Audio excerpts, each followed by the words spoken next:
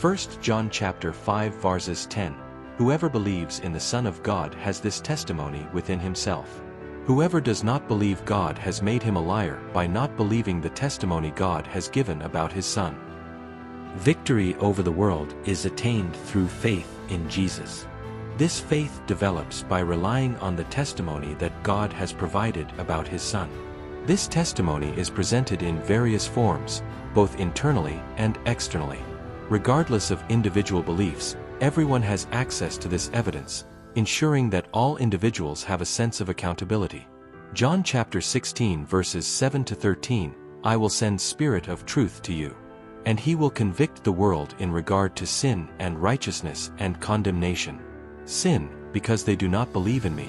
Righteousness, because I am going to the Father and you will no longer see me. 11 Condemnation, because the ruler of this world has been condemned.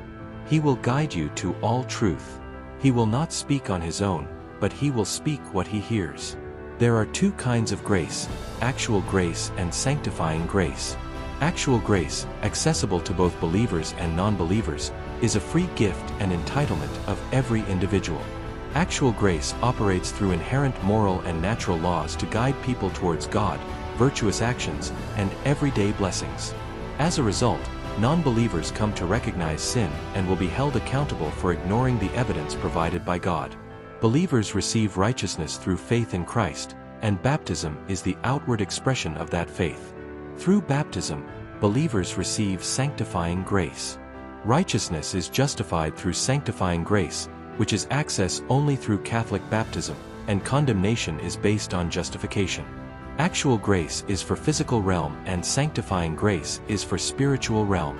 The Rosary is the most effective tool for achieving a holistic balance for accessing and comprehending wisdom. It is Jacob's ladder, connecting the physical and spiritual realms. 1 Corinthians chapter 6 verses 11. You have had yourselves washed. You were sanctified. You were justified. Washed refers to baptism, while sanctified indicates a genuine response to the call of baptism by leading an active Catholic life through self-purification, which opens the path to justification. This indicates being chosen for cleansing through sanctifying grace. Brothers loved by the Lord, because God chose you as the first fruits for salvation through sanctification. 2 Thessalonians chapter 2 verses 13.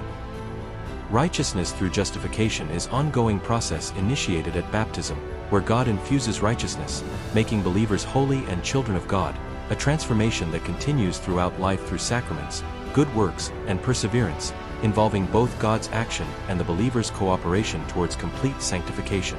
In Luke chapter 5 verse 12 to 16, when the leper saw Jesus, he said, Lord, if you wish, you can make me clean.